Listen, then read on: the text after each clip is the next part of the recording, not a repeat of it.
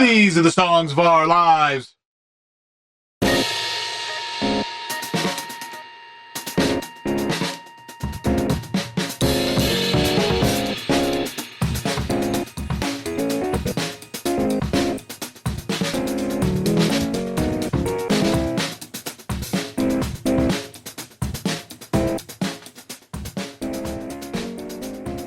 Hello and welcome to the latest episode of Songs of Our Lives. I am Brad Rose. I'm an artist, composer, a writer, the founder of Foxy, Digitalis, and someone who thinks about music and sound far more than is healthy.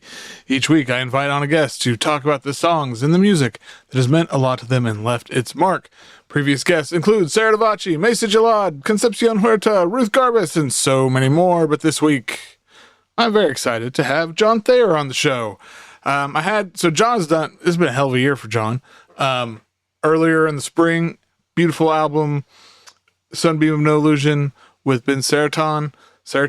Geez, sorry, Ben. I had Ben on and we talked about that album a lot, and it's a beautiful album and I love it and you should listen to it. But now John's got a new album coming out with Lea Thomas under the name Miyaxx that is lovely. It's called Hold Your Ego Out Like a Sun. It's out on September 18th. And yeah, John is, I've been aware of him. We've kind of been in each other's orbit for a while now, but it really, I think last year, this is what I remember. I think there's other stuff too, but his last solo record, Windsgate, has that record really got a hold of me in a hell of a way. I don't know.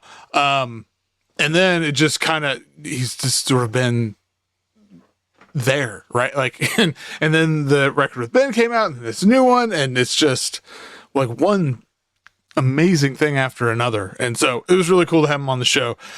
He's also a hell of a record producer, audio engineer, whatever you want to, he's all of those things on, let's just be honest. And yeah, you should work with him on your record. Okay. Anyway, record is out September 18th. This conversation was way too much fun. I hope y'all enjoy it.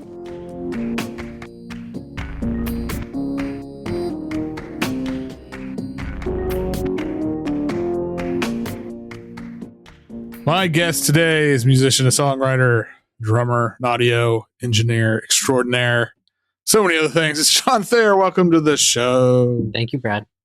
Happy to be here. So you're busy. I try to be better than being not busy. Right. Yeah. The alternative is way worse. Yeah. So the main thing we're here to talk about, other than the songs, is your new, I don't know, is this project new? It's Miyaxx, and it's with my partner Lea Thomas, who's a songwriter. We've been together for a long time. We actually met at audio school in New York City in 2008. Yeah. Yeah. My wife and I have been married since 2003. So cute. Yeah, absolutely. Yeah. So Lea has a bunch of beautiful records out, maybe like 3 records under her name. And then we did like a duo thing. We did this like very hip, artist retreat in 2017. I think it was in a quadrant of Nevada right next to Utah. And it was in the Great Basin area. And this guy had bought 1 acre. He's a really eccentric guy. I describe him. He's like a photographer. He's a German dude, lives in the city. But I describe him as kind of like a Werner Herzog character in terms of not being impressed by any of your suffering. So he like bought 1 acre of land. I'll get this story done quick, but it's really cool and people should check it out. It's called the Montello Foundation, and Stefan is the guy who founded it. He bought 1 acre of land and built an off-the-grid house on this 1 million acre parcel that was this massive cattle ranch like that. I think like Rat Pack people used to fly to. There was a lot of stories about it, but it's like it's been owned by somebody wealthy for a long time. So he got 1 acre and he built this off the grid cabin, and you can go out there for 2 weeks and do whatever you want, so we were the first musicians. He's it's a lot of visual artists and sculptors, photographers, all that stuff. So needless to say, we just had like a crazy experience because he like totally downplayed how to get there, and it's on BLM Road, and we were like, let's make it a cool road trip. So we actually started in Oakland and like just like did all this, and we're in like a little hatchback, and it's like dark, and it's like we're like, where is this house? So we made a record out there. Yeah, it was wild. It was like, it really was like a challenging and an amazing experience. Our car got stuck for a few days. It's like, but we, walked to the house. It's like a whole thing. Anyway, beautiful area, Montello Foundation. And that record is called Blue a Distance, which is on all the streaming services and stuff. And it's like, it got around a little bit, but it was pretty low key. So this project is kind of us taking those ideas and like, turning it into a more than just like a 2-week residency in a cabin, basically. That's awesome, man. Yeah. That's really cool. So it's called Hold Your Ego Out Like a Sun. Yeah. Sun theme for your records this year. Totally. Out September 18th. I guess. Okay. So how long have you actually been working on this record? So that was 2017. Yeah, that was 2017. Then we did we worked on a record of Lea's, which is called Cosmos Forever, which I hope everybody listens to. I think it's like one of the best things I've ever worked on. And it's very slow core. It was all tracked live in a room, 5-person band, like even the vocals, like everybody's playing real quiet. It was like a real moment. And anyway, so it's a beautiful record. I hope people listen to it. But that was kind of the end of that. And then when we were trying to play that record live, we're like, oh shit, he's busy. Like he can't do the show. And all of a sudden we're just like, we need a project where we're like, look at each other and say, can you do it? And then we can, we're both good. So we created Miyaxx basically as that, and just to experiment in the studio and have fun. And then we're like, oh, this is actually becoming something. And then I'm sure you can speak to this too, but like once you kind of feel like you got like a foothold on an album, at least for me, I find I can write into the record in a really 100%. Fun way, and I think that's basically what happened. So like we caught an energy, we were enjoying it, and then we like, let's focus and like, let's, try to make it right. Yeah. Yeah. I think that's a really good point. I think that happens. I feel like I spend a lot of time like finding that energy, basically, like finding that absolutely. It's like, what is this record? And then as soon as it clicks, it's just like, oh, we're in it now. What so do you guys, I'm curious, like when what obviously it sounds like y'all have been doing music together for a long time. Sure. I've been doing music with my partner for a long time. I'm curious like what it's like for y'all, and if there are any, like, do y'all have any rules, like spoken or unspoken rules, like for keeping things from getting like too tangled up, or like when there's disagreements and stuff like that? It's a good question. I mean, I think just be nice. Like, because sometimes like if you're not digging it, and it's not nothing to do with the other person, but you just, I'm just like, fuck this, like, but like, it's like, you just like slow down a little bit and just like no judgment, which also can be helpful, because how much of something you think you dismiss is why you always hit record. You go back to it the next day and you're like, oh, that's actually pretty dope. I don't know what my problem was, So I don't know if there's any like rules. Like, I'm much more of an experimenter and a tinker. Lea's on the move. Like, she's like, she's like, I'm going to go like, bake cookies, like while you comp this or something like that. She doesn't, she wants to be like in the moment, do it, and then like move on with her day. So I think it's kind of like figuring out people's like how and when they like to work. Like in terms of Miyaxx, we worked on it almost exclusively at night. And I think that's partially because Lea's working full time and we're in the house together all day. She's working from home. She's a software developer, and I am mixing records for people or working on stuff. So it would be like nighttime that we'd get together, and that influenced the music too. So kind of just like, just figuring out what works. But I think, just overall, just kind of being patient. We don't move that fast, and it's like some of these songs have like some groovy beats on them, and those grooves came well before the lyrics. And so it's kind of like waiting for like inspiration. Like I'm gonna kind of show up in the studio every day and do it. And then that becomes like something will happen eventually. And for Lea, she's kind of like, let me go out and live my life and then transmute that into like lyrics that I can actually believe in, Yeah. God, so I relate to this so much. That's my partner and I have a similar dynamic. Like she's got, and learning each other's idiosyncrasies or just like how to get the best out of a situation is a wonderful feeling, because then you're not I don't know, it just takes a lot of pressure off of it too. Absolutely. Know? Yeah. And I think like I mean, my friends get annoyed. I'm like, no, we record everything, always be recording. And you never, I mean, one of my favorite things that my partner and I ever did, it was a thing she recorded. And I just, for a year, I was like, this is nothing. Like this is, and she was so determined, and it's ended up being like my favorite song we ever wrote. Totally. And, yeah, but you just got to, I think, be kind. That's really good. Yeah. I do think, like you meant, so it was all recorded at nighttime because that makes sense. This does have, it does have a nighttime quality to it. The like garden night, rain on stone. I don't know. All of that feels very, was that like any sort of feeling you all were like actually like after, or like were there any certain places or visuals that you two were thinking about while making some of this? Yeah, I mean, I think Lea, we always kind of say like Lea has like a few different zones that she hits in her songwriting.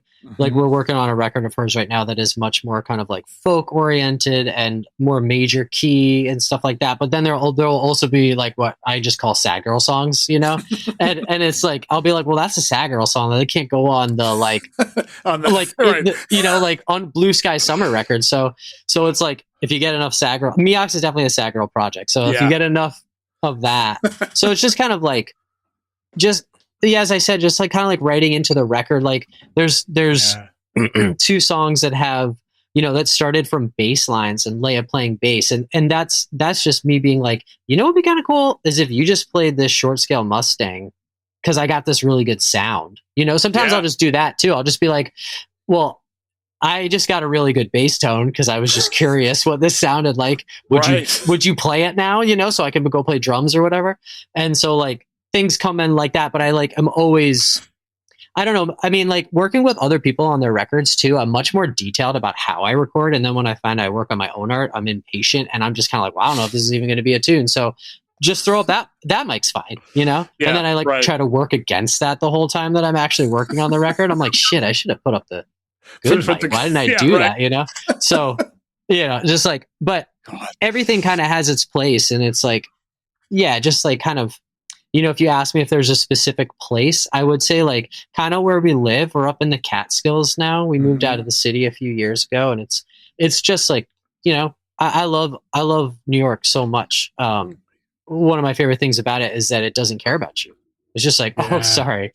It's like a really attractive person that you're like into, but they're like, oh, you haven't been around? I didn't even notice. Like that's New York. But it's charming. But like up here, it's a very much smaller community, and everybody likes to be outside, So it's like, it's like this idea of kind of like these, in the mountains, misty summer night energy is kind of like what we were transmuting.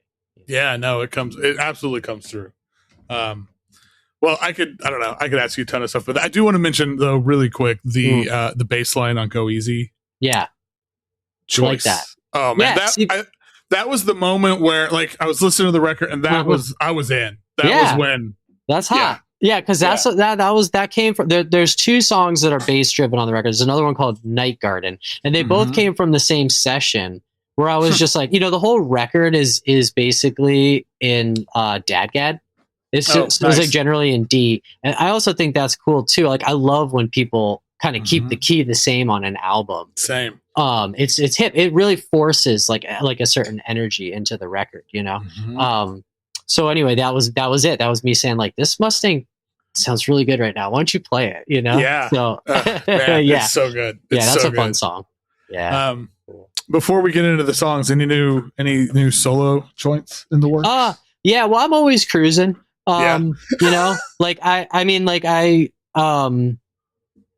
my buddy Ezra Feinberg, who I've worked with on a bunch of his records. Ezra's got a new album coming out in May that we cut, but then I have another record that's going to come out too with this project called Earthroom, which is with Ezra and my buddy Robbie Lee. And so that one is really fun and pretty wild, and it's just like, it's fun to have all these things now. Like I've done a lot of like collaborations, and like things have kind of settled now into being like what this project kind of like provides for me on like maybe social, but musical and also like kind of spiritual level. So, Right. I just really like am so grateful for everybody. I just feels like really satisfying and diverse. Everybody lets me like do these things that I love. I'm never going to write a song like Lea, but I love that kind of music. So Right. it allows me to participate, even though I'm like, I don't know how to do that, you know? I know. But I do have a solo record that's cooking, but it's Nice. cooking. It's not done. Gotcha. Yeah. But I'm excited about it. I still listen to Windsgate like a lot. So. Oh, thanks, dude. Yeah. Thanks, man. I was really proud of that album. I like it a lot. The last track on there is called Submarine Canyon. And that's like one of my favorite pieces of music of mine that I've ever made. It's like one that I'm like, I'm going to listen to this in 10 years and I'm going to still really be proud. Yeah. And I will say like, that was the fastest I've ever made. That was the last track I made for the album. I was like, oh, I want to make something that feels like you're just like never coming back, you know, like you're just like going off, you know? Yes. And I made that and it came really quick and it was like literally one day. Like a few hours, you know? And I was like, oh, wow, I've never done because I obsess like months. Right. You know, like, same. Yeah, you get it. Yeah. So I was like, oh, cool. Stay away. That's good. Don't fuck it up. Right. Yeah. That's always my challenge is don't if fuck Lea it up. hears it, she'll DM me. We're on Messenger all day and she'll message me from upstairs and she'll be like, what's that? And then I'll be like, oh, cool. Okay, nice. Yeah. It's a keeper. She's like, what's that? And I was like, it's a new track. She's like, good. You know, leave it alone. Yeah. Leave it alone. Cool. Well, thanks for listening. I appreciate it. Absolutely. Well, yeah, the Miyaxx record's awesome. So, thanks, I can't wait for people to hear it. I'm sure you can't wait for people to hear it. Yeah, definitely. And now we're going to awkwardly segue, and especially with what the answer to your first one here is. Dude, you had me going like to the womb on this shit. I was like, let's talk about it. And I will also say that these questions I found them to be provocative because I think they forced me into thinking about music in a way that I hadn't in so long. Like most of my answers tended to be from my youth.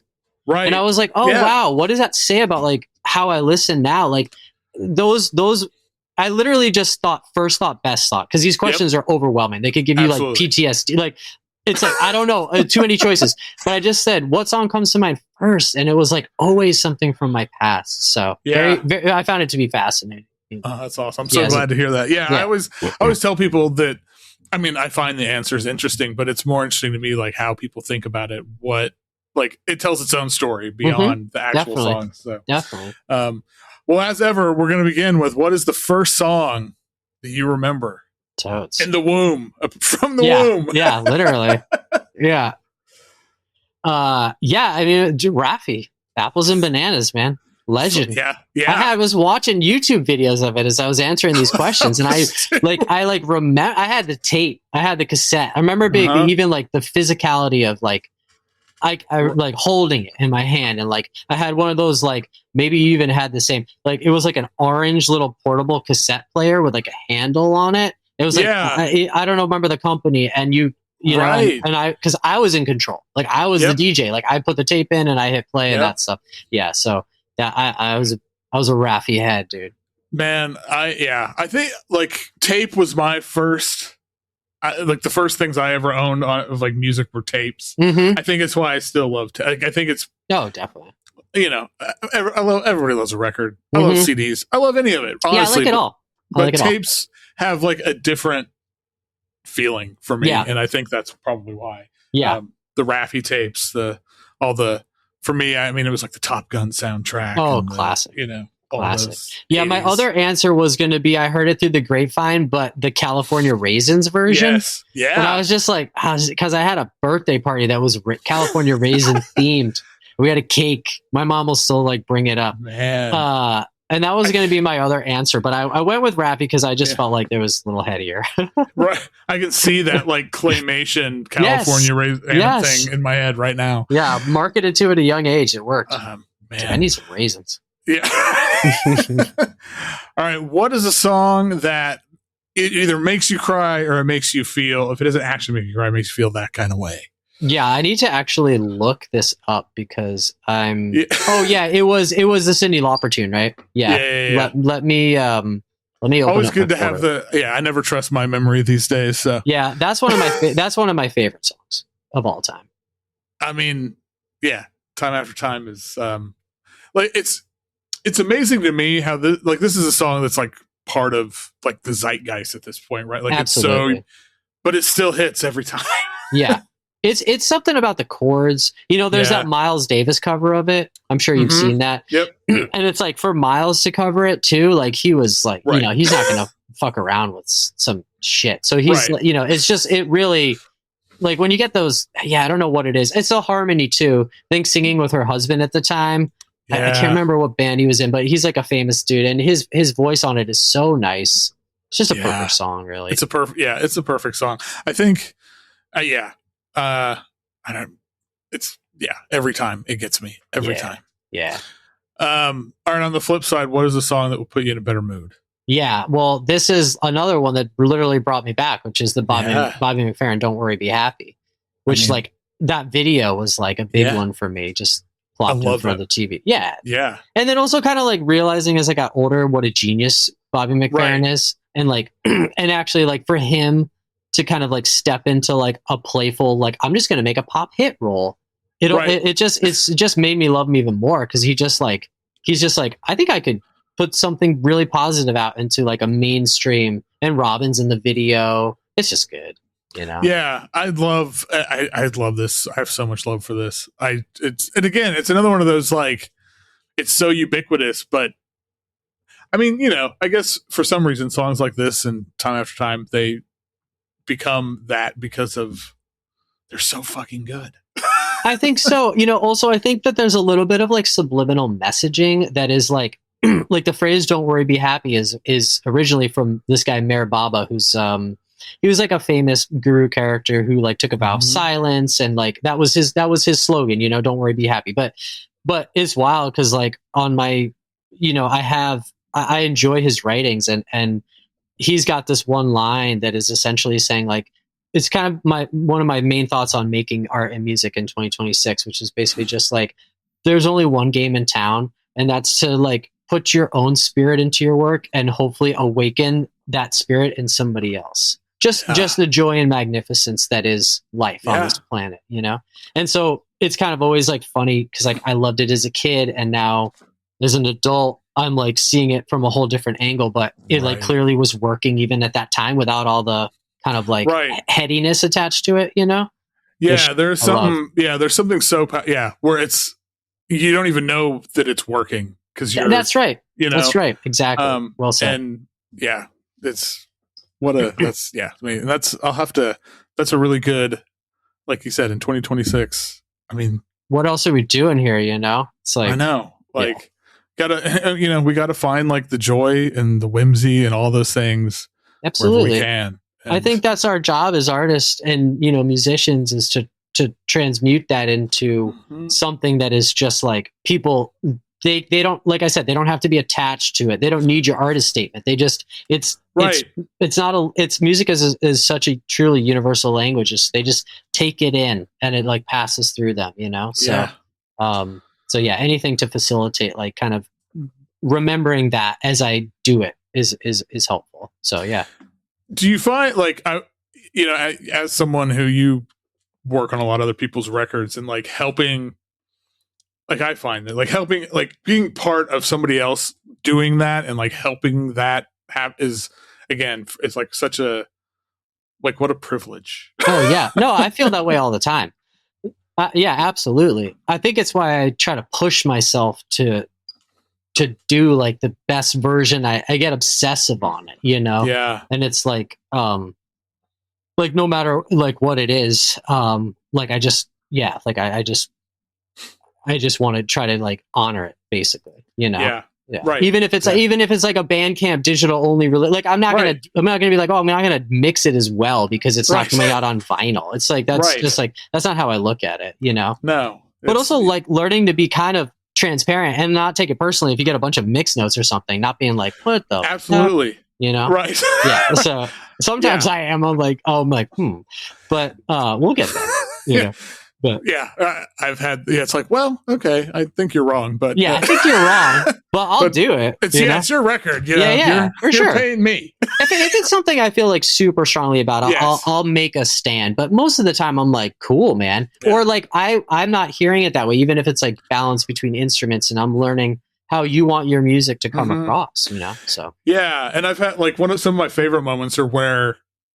This happened recently where they kind of push back. They're like, can you explain like why you made this? And then I was like, well, here's what, and they're like, oh, okay. Now those are like, that's moments of magic for me. Yeah. You know, well, it's just the other way around, you know, where they're explaining and then for me, it clicks in a different way. And, you know, definitely. No, I have really learned a lot about different genres of music from working with people who are like really experts in those kind of like micro genres. It's been very educational, and I'm always like, I always love to just hear something that I've never heard that sounds hip, especially like in my studio on my monitors where I'm like digesting it. I'm like, oof, that's so tasty, you know? Yeah. So it's the best. Yeah. Music's the best. It really is. I mean, I feel that way. Yeah. So, well, my next tune. What is objectively the best song of all time? Yeah, I mean, so I had to put two in there. I had to put, well, because Alice Coltrane is my hero, my guiding musical light. So, Journey and Satchidananda, or Aphex, for the April 14th track. Those were my two answers. The Aphex one was what popped in first. Yeah. I mean, God, it's just like perfection. It kind of speaks to the same thing as the McFerrin track, where it's just like musical genius does not need to prove that to you in every moment of their compositions, which I think is such a sign of maturity. And I think that's something I still like. I'll work on something and I'll be like, but where's the razzle dazzle? You know what I mean? And it's like there's no razzle on that. Like, even I'm working on a piano record, and I was listening to it, the Aphex track, and I was listening and I was like, this is like two microphones. He wasn't like, let me really dial in the EQ. It's like super raw. I mean, maybe I'm wrong. You know, maybe some Aphex fan is going to say like, you don't know shit. But it comes across that way. It comes across like he woke up, had an idea, recorded it, and put it out. You know. Yep. And it was perfect. And then with the Alice track, I mean, that record is like my number one album of all time. I put that on, it's just high level. Yeah. It's like music from another plane of something. Hassel is John Hassel is like my favorite musician. And like, it's just, and I think Alice is similar, where that record is her basically like inventing a genre of music. Right. I feel like she's hybridizing like East and West on a real level, and being like, hey, this is what I'm making now. Recorded in her house in Long Island after her husband passes away. I mean, like, it's just like heavy. Yeah. It's awesome. It's like, come on, guys. This is like, I can't even imagine like what it must have been like being in a session like that. It's like you must know like something is like, for sure. I think you know something's happening at the time, but I don't know that like it's hard. But like the lasting impact, it's just like something. I'm not saying I participated at records like that, but I have felt like often in sessions where I'm just like, this is real right now. Like, this is a moment. Like, let's be focused and do it. But then I have no clue how it's going to reach a wider audience, if it ever does. You know. Right. But I mean, that's what we're all aiming for. Trying to channel something. Yeah. Fine. Yeah, absolutely. What's a song you used to love, but you've heard it recently, or if you think about it now, it doesn't quite. Yeah. I mean, so I put Ace of Base, I Saw the Sign. Yeah. Which like when I was like a kid, I like made my parents listen to this song in the car, driving me everywhere. I like love this shit. It was like, I just loved it. And that's early Max Martin too. So, and then I like checked it out one day because I was talking to somebody about Max Martin and pop, and I just put it on. I was like, I don't like this song. I think they were, I don't remember who it was, and I think they were like, really? You like that song? I was like, that song is awesome. And I put it on, and I was like, this sounds not so good. Which I think like speaks to like, a a lot of like pop music, but like there was something about it at the time. It felt like, I don't know. I mean, it is very Euro. I think that was my takeaway when I came back to it. Is like it's very like kind of like Eurovision sound. Yeah. And I know they're Swedish and whatever, but yeah, that one just did not. It didn't stick. It doesn't hold up. Nah. I hadn't listened to it. I don't remember the last time I listened to it. So when I was prepping for this, I put it on. And I was just like, ee. Yeah, no, like even the Sonics, the mix. Like I just assumed it would just like slam, like Toxic or that Britney track or something that is just like classic, where you're just like, damn, that's like heavy duty pop production. And I was like, this sounds like shit. I know. It was so big. Weak. Yeah, it was weak. It just sounded weak, and it was so big. It was so successful. So it's just wild. Yeah. Yeah. Different time. What is the song that most people, some group of people, I don't know, they are, people hate it, you don't care, you love it anyway? Yeah, I mean, I put Phil Collins' Sussudio on there, which is like, I struggled with this one because like I was thinking it was hard for me to like say a song was like somebody else didn't like it, or it's like so subjective, you know? But like, I think it just speaks to like this whole kind of like 80s pop schlager. Like I was raised in a house that was not very musical. So like the only music really that was coming in, like my parents weren't like introducing me to artists that they had grown up loving. Right. It was more just like, I'm just like, whatever's around. Yeah. I think it's like, I'm pretty sure it's on No Jacket Required, this Phil Collins record. If it's that, it's the other one. It's on No Jacket Required. It's on No Jacket. And that fucking CD was just like in my dad's car. and this it was one of those CD players that was in the back of the car, you know, so you had to like change the CD in the back. So they never changed. So it was just on all the time. And I just heard this song and I was always like, I thought at the time, I was like, it's pretty hot, you know, and it's like, it's still, that whole album has some pretty wild horn arrangements on it. It does. Like that are, you know, they're real, they're not MIDI. It's like, it's pretty poppin', but like it is also just like this era of kind of like bloated studio budgetry and fucking all that stuff, you know? Yeah, so, it feels like the most 80s production imaginable. Like which I think might be Hugh Padgham. It might be. Okay. Yeah. Hugh produced like the last few Police records. Genius producer, but like it's got all that shit on there. Right. Yeah.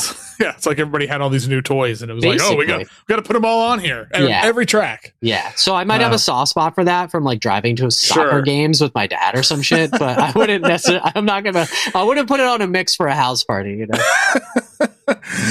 know? Do you think of yourself as a romantic? Not really. Okay. Lea is very nostalgic and very romantic. And so by comparison, I would say no, you know, I'm not that nostalgic a person either. I think I don't know. I like to look forward because it's exciting, especially as I get older, you know, like it's like, oh, wow, that actually was a long time ago. You know, that kind of a feeling. So as you can relate, so, you know, it happens all too often these days. Yeah.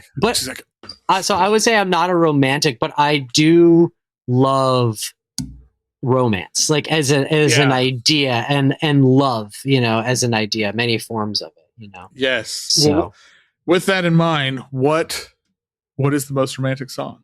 Yeah. I mean, this one actually, I felt very confident in Love You Should Have Come Over by Jeff Buckley. Because I just like, I mean, it's hard to argue against that. It's so, I mean, everything about him is like, he's so tortured and like, you know, it's just like, but rightfully so. I mean, you know, but it's, there's a line in that documentary about him. I'm sure you saw it. Did you see it?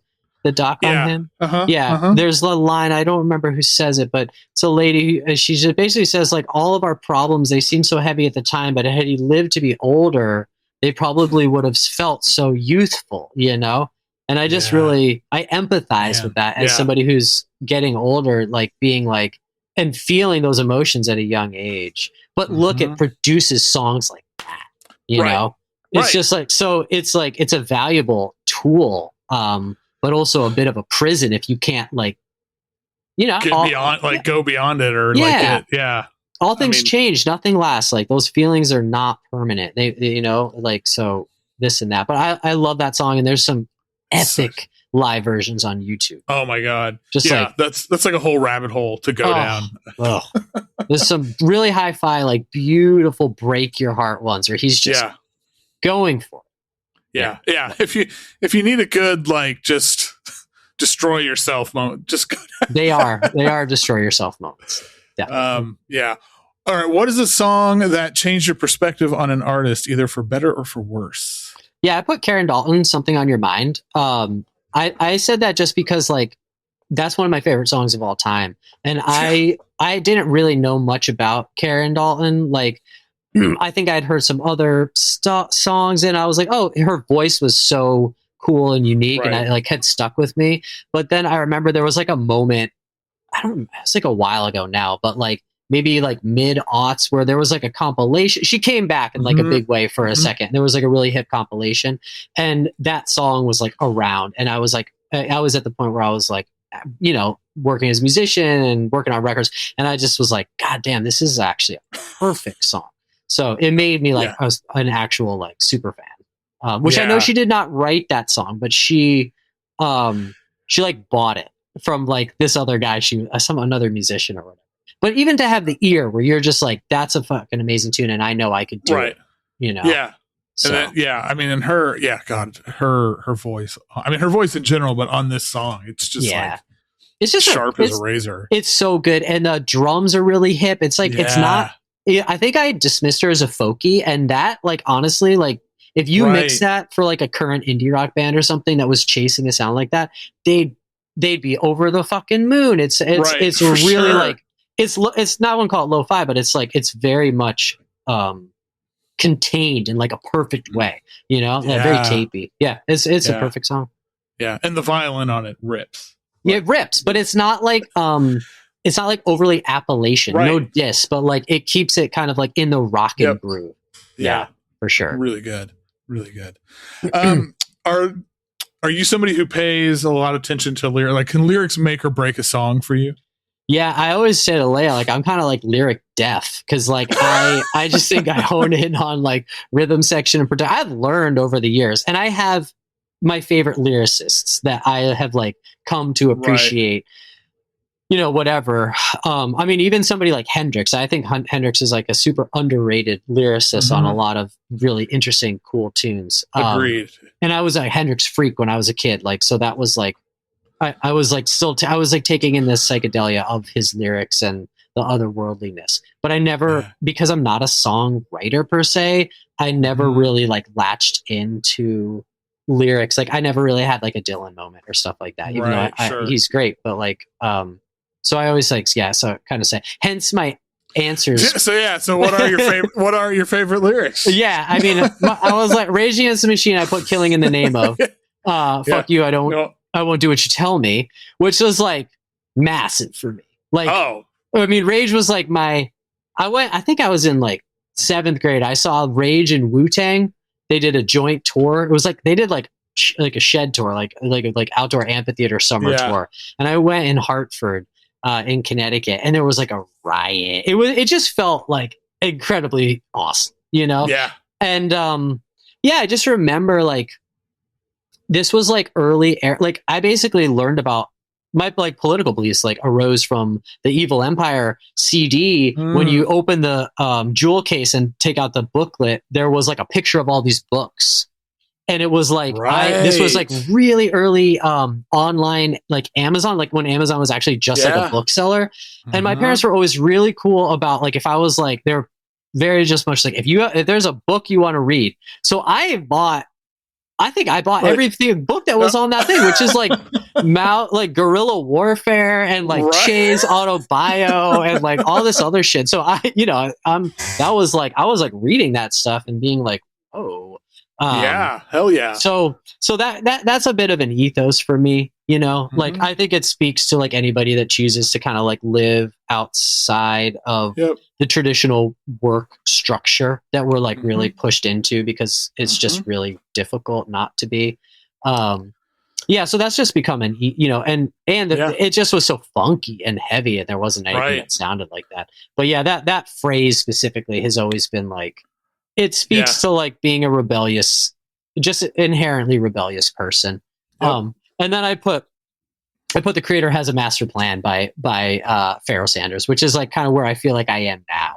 So melding those two ideas, I love that. Is kind of like that's kind of how I look at it, Man,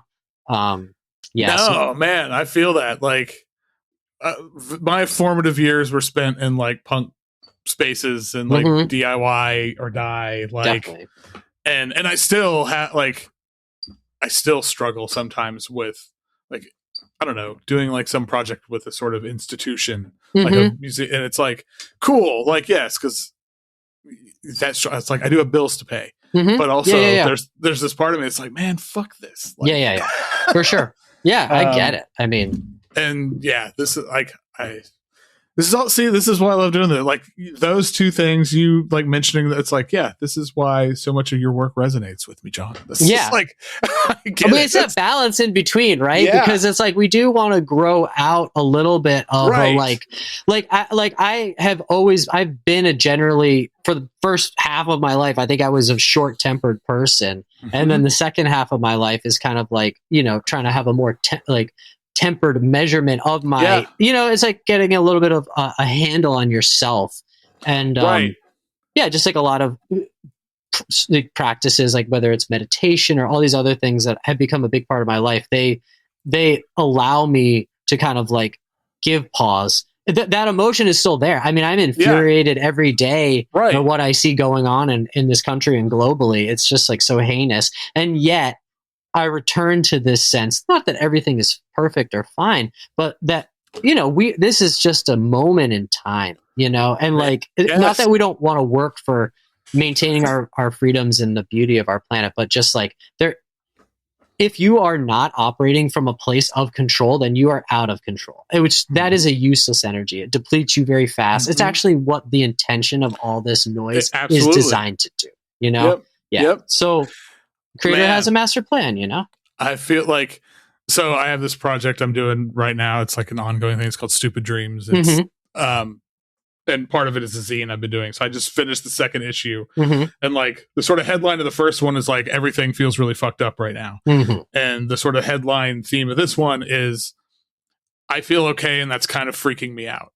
Yeah, for sure. Because it's like, I'm totally aware of like the bullshit, but it's like like you said, I'm trying to stay in control of, so that I can actually do useful things. Definitely. And I can actually, and I think that duality of right now is really interesting and powerful. And I recognize I'm privileged enough to be able to sit in that. And so, being a person that's like, that allows me to do more, hopefully. And so, No, there's a famous book. It's called Leisure is the Basis of Culture. And it's kind of an interesting idea, because it's just like, without having time to luxuriate and let our ideas come, which is a privilege of it in itself. We're not in a war zone dodging things. So it's like, and yet from that reflective time, if you can invite some silence in, there can be like many positive things that can come from that. So we shouldn't be made to feel guilty about, it's like being uninformed makes you feel guilty, yet being overinformed gives you a fucking panic attack, and then you can't do anything. So it's like, just this balance in between. And like, it's a great place. I'll just speak for myself, to strive to be. And I think it allows me, as you just said, to deliver my best, so 100%. Yeah, man. What song have you or can you listen to the most? Yeah, I put it's like the opening track off of King Tubby's Meets the Rockers Uptown, which is called Keep On Dubbing, which is like that record. I took acid for the first time. Oh man. And when I listened to that album on my first acid trip, and that was like, that was crazy, I was like, it just blew my mind. I mean, it literally blew my mind open. So that one is fond memories. But dub is kind of the music I like always go to put on. Like if I'm just gonna clean my studio, or if I just want to like, drive and chill out, like dub is like that's just my favorite type of music. I never get tired of it. One song blends into the next. Like they're all, it's like, it has all my favorite audio engineering production techniques it's like the foundation of the music. So that was a big one for me to like discover dub in high school and just be like, I don't know what they're doing, but I need to figure out how they're doing it, Yeah. There's like not a time I can think of where it's like putting this on is a bad idea. Yeah. I mean, that's probably not true, but like in general, it's like perfect music. It really is. Yeah. What is the best hype song? Yeah, I put Dead Prez hip hop, which like I think it's just first of all, it's a fucking awesome track. Like the rhymes are fantastic. It's like but also just like it's so simple. It's the beat and the bass line, and the bass line is like if you listen to it now, it's perfect. But if you it's also like it sounds like I guarantee whatever it wasn't a vintage mini moog. It was like something, and it's just like it doesn't need to be some crazy. It's not about how good the sound is. It's just about the bass line, and it's like it's just a perfect track for like it just pumps me up. I'm just like always just like same. I'm just like fuck yeah, like take to the streets, and then I'm just like, well, I don't know about that, but that's a good track, So yeah, every time it shocks me that this is like pushing 30 years old too. Like it still sounds fresh, right? Like I think speaks to how minimal it is. None of the like kind of dated production is happening, and it's just fucking. It's just like it's like the opposite of that Phil Collins shit, where it's like it's like everything here. It's like no, we just the few things we need. Definitely, which is also I think why I loved Wu-Tang so much. It was just like so direct and just like perfect. Yeah. They understood editing. and how to chop and hear the perfect sample. I mean, I was a RZA freak, and I was just like obsessed with everything that he was doing. All things Wu-Tang. It was just I still will listen to those albums and put them on and like they still slam. They really do sound fantastic. So all right, what? Well, the last two questions, I think it may be the same answer. But so the song that means the most to you and your favorite song, all wrapped in one. Yeah, I put Stand By Me, the Benny King Stand By Me. I mean, I love Lennon's version of Stand By Me. It's great as well, but obviously the original. I just think I really do think it is like the greatest pop song. And I don't know. It's like, if you like, there's not that much music that like I feel like a young person and like an octogenarian or like a centenarian might also enjoy. That, right? Like, I mean, maybe I'm wrong, but like that is in the pop format. And that song to me, it's like, how could you not like that song? Like, it's just so romantic. It's like what everybody will dance to at a wedding. And I like think about it. And I think about like couples that have been together for 50 years or like the little kid dancing on her dad's shoes. It's like, it to me is like kind of just a wonderfully, that's a really good point. It's just a wonderful tune. I also know that he brought that because he was in, I think, the Platters. I'm pretty sure. I think that's right. And I'm pretty sure he brought that song to them and they were like, not hearing it, Ben. And he was like, I'm pretty sure it's a good tune. So he recorded it, and I'm just like, those guys they miss out on a few royalty payments. I mean, iconic tune. Well, what a place to end. Mm-hmm. Well, this was a lot of fun. Thanks, Thank Brad. you. Thanks. So the Miyaxx.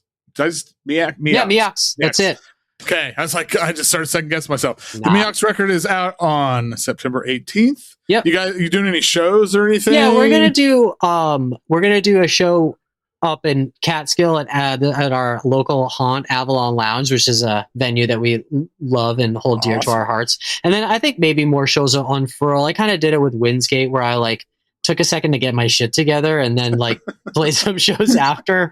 And so I'm feeling the similar energy, but I do want to do shows. We've put a really cool set together. I love playing music with Lea. I'm very proud of the record. And I hope everybody checks it out, So. Yeah, everybody, you need to check it out. I appreciate that. Brad endorsed. There Foxy we go. Digitalis endorsed. Yeah, can't go wrong. Oh, yeah.